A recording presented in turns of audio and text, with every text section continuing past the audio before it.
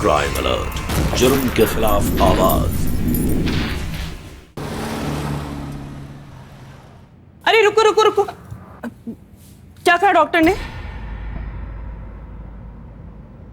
अच्छा हॉस्पिटल से आ रहे हो, पहले तुम लोग नहा लो फिर घर में घुसना। नहा लो? तुम्हारा दिमाग तो खराब नहीं हो गया? चलो बेटा। अरे इसमें दिमाग खराब होने वाली कौन सी बात है? हॉस्पिटल से आए हो, दुनिया भर की बीमारियां वहां जाती हैं। पता नहीं कैसे कैसे लोग वहां के फर्श को छूते हैं, वहां की दीवारों को छूते हैं। नहीं नहीं, मैं कुछ नहीं जानती। पहले तुम सब नहाओ, उसके बाद घर में घुसना। रत्ना बस, अब मुझे तुम्हारी एक भी और नहीं सुननी है। ये घर ना सिर्फ तुम्हारे अकेले का नहीं है। हटो यहाँ से, चलो बच्चों। अरे अरे सुनो ना, ये घर गंदा हो रहा है, बीमारी फैलेगी ना ऐसे। सुनते क्यों नहीं हो तुम मेरी बात? सुनो, तुम पूछ रहे थे ना कि हॉस्पिटल गए थे, डॉक्टर ने क्या कहा? हमारे अभिषेक को तेज बुखार है और डॉक्टर ने कहा है कि इसे पानी से सख्त दूर रखें। समझ में आ रहा है? अब तुम्हें कुछ करना है ना तो जाओ, उसके लिए कुछ खाने के लिए लेकर आओ ताकि वो दवाई ले सके। जाओ। अरे कम से कम तुम तो जूते कपड़े उतार के बस समझ गया, मैं अपने कपड़े बदल लूं, ठीक है? एक काम करो, तुम यहीं खड़ी रहो शांत। मैं जाता हूं इसके लिए कुछ खाने के लिए लेकर आने के लिए।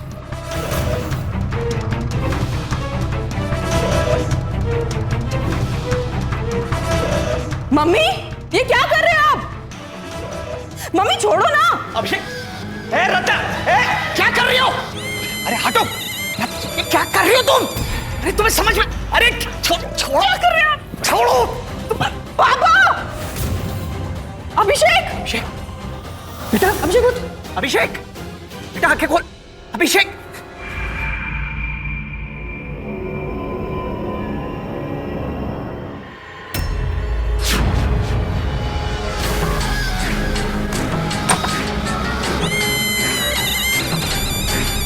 मम्मी कहाँ है?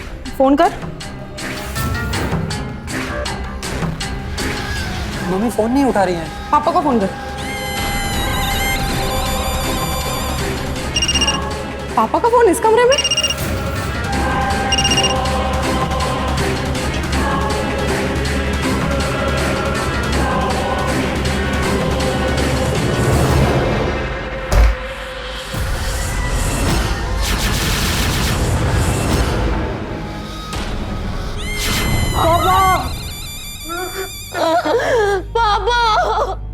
पापा उठ जाइए। पापा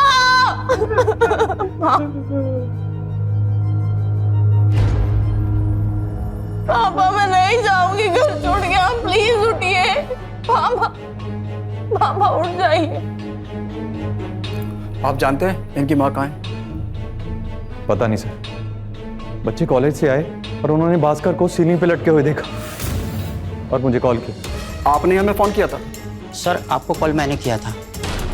आप कौन है? सर मैं इनके पड़ोस में रहता हूँ। आपने इनकी माँ को देखा है? नहीं सर, वो तो नहीं देखा, लेकिन जब मैं सुबह घर से मार्केट के लिए जा रहा था तो इनके घर से काफ़ी आवाज़ें आ रही थी। आवाज़ें? कैसी आवाज़ें? सर वो तो इनके घर के रोज का है। एक्चुअल में मैं बगल में रहता हूँ तो हमारे घर में अक्सर आवाज़ें सुनाई देती हैं। दरअसल भाभी जी छोटी छोटी बातों का मुद्दा बना देती हैं। छोटी छोटी बातें? हाँ सर, जैसे घर में घुसते ही नहाना होगा। अरे सर 10-10 बार घर को खुद साफ करती थी, और तो और नोटों को भी ना पानी से धो के सुखाती थी। छोटी छोटी बातें? हाँ सर, जैसे घर में घुसते ही नहाना होगा। अरे सर 10-10 बार घर को खुद साफ करती थी, और तो और नोटों को भी ना पानी से धो के सुखाती थी। कुछ तो माजरा है। दरअसल वो ऐसी ही हैं सर, जो उन्हें ठीक लगता है वो वही करती हैं। भास्कर के अंदर मैंने उनका खौफ देखा है। आपने देखा है इनकी माँ को?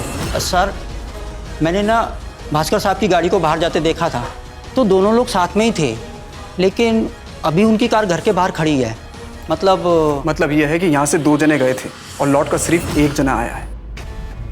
सुनो, भास्कर का मोबाइल ट्रैकिंग पे डालो, समझे? जाओ। जी सर। सर दोस्त होने के नाते ये कहना अच्छा नहीं लग रहा, लेकिन जहाँ तक मुझे लगता है भास्कर ने सुसाइड किया है। सर मुझे भी ऐसा ही लगता है, भास्कर भाई साहब भाभी जी से बहुत परेशान थे।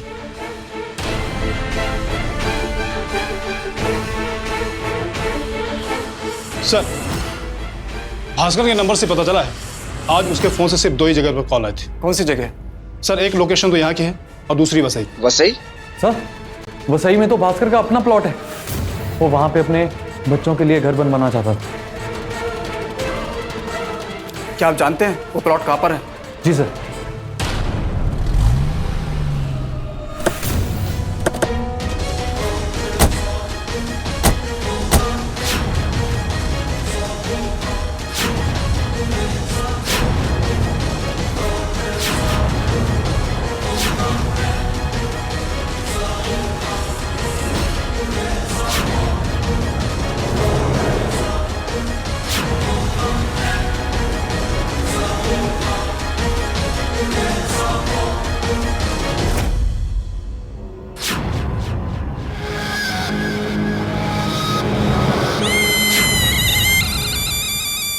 मैंने कहा था ना कि यहाँ कुछ ना कुछ हुआ जरूर है।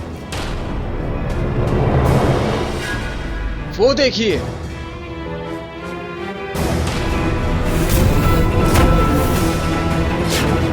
हवलदार इधर आ जल्दी। जैसा कि आप लोग बता रहे थे कि भास्कर पिछले कई सालों से अपने बीवी के व्यवहार से परेशान था। वो नहीं चाहता था कि इन सब बातों का असर उसके बच्चों पर पड़े और उसने तय करा कि वो अपने बच्चों को उनकी मां से अलग कर दे।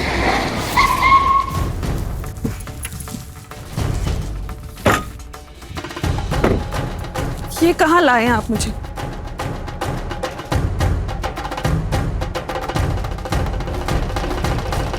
मैं इस प्लॉट में घर बनवा रहा हूँ। बच्चे रहेंगे वहाँ। अब मैं बच्चों को और तुम्हारे साथ नहीं रहने दे सकता। बच्चे यहाँ क्यों रहेंगे? क्योंकि तुम्हारे साथ रहना अब मुश्किल हो चुका है रत्ना। क्या बकवास कर रहे हो? अरे दिक्कत तो मुझे भी होती है। मैंने कभी कोई शिकायत की? अरे तुम क्यों शिकायत करोगी? तुम तो सीधा अपनी मर्जी दूसरों पे थोप देती हो। ये तो सोचती हो नहीं कि मुझ पे और बच्चों पे क्या बीतती है। जब तुम लोग समझते नहीं हो तो अपनी बात थोपनी ही पड़ेगी ना। एग्जैक्टली। तुम्हारे इसी बर्ताव की वजह से आज तक मैं तुम्हारे से कभी बात कर ही नहीं पाता, क्योंकि तुम्हें दूसरे की बात तो सुननी नहीं होती ना। रत्ना भास्कर के फैसले पर हामी नहीं कर पाई। नतीजा ये हुआ, नाराजगी में उसने अपना पक्ष भास्कर के सामने रखा और ये हाल हुआ। क्या मतलब है तुम्हारा? हाँ? नहीं, आज फैसला हो ही जाए। मैं भी नहीं रोज रोज की क्रिकेट से तंग आ चुकी हूँ। छोड़ो मुझे। अरे कैसी औरत हो तुम? कैसे इंसान हो?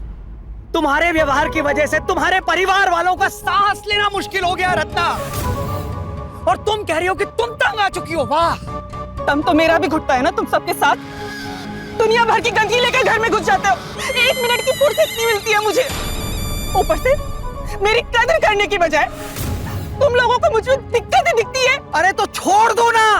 वही तो कह रहा हूं कि छोड़ क्यों नहीं देती हमें? बख्श दो, जीने दो हम सबको हमारी जिंदगी। सब चीजों के बारे में अकेले तय करने का कोई हक नहीं है तुम्हें। यही मैं तुम्हें कब से समझाता आ रहा हूं रत्ना। बच्चे कहीं नहीं जाएंगे। अब चाहे जो हो जाए, बच्चों को मैं और तुम्हारे साथ तो नहीं रहने दूंगा। तुम्हें क्या लगता है सिर्फ तुम्हें उनकी फिक्र है? अरे कुएं के मेंढक जैसी सोच है तुम्हारी। अगर एक बार अपनी संकुचित मानसिकता की दीवार से आगे जाके देखोगी ना, तब साफ साफ देख पाओगी कि तुम्हारे अपने ही बच्चे तुमसे नफरत करने लगे हैं। अगर मैंने अब और कुछ नहीं किया ना, तो हमारे बच्चे हमारा घर छोड़ के भाग जाएंगे रत्ना। और ऐसा मैं होने नहीं दूंगा।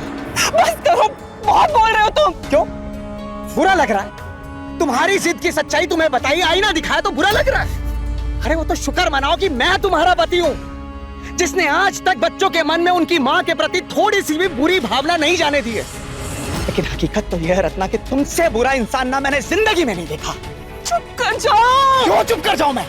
क्यों चुप हो जाऊं? हकीकत तो यह है कि तुम ना सिर्फ एक बुरी इंसान हो, बुरी माँ भी हो। हाँ, तुम बुरी माँ हो जो अपनी जिद, अपने अहंकार की वजह से सब कुछ बर्बाद कर देना चाहती है। लेकिन एक बार कान खोल के सुन लो तुम रत्ना, मेरे बच्चों की जिंदगी मैं तुम्हें बर्बाद नहीं करने दूंगा।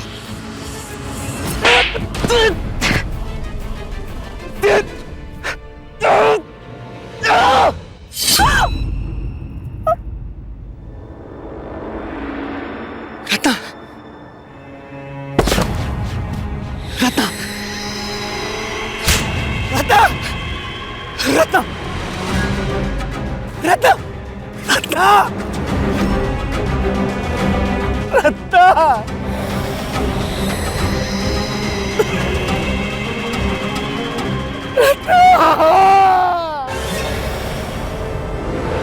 रत्ना की हत्या करने के बाद भास्कर को आत्मग्लानि ने घेर लिया और खुद की जिंदगी खत्म करने के अलावा उसके पास कोई रास्ता नहीं था।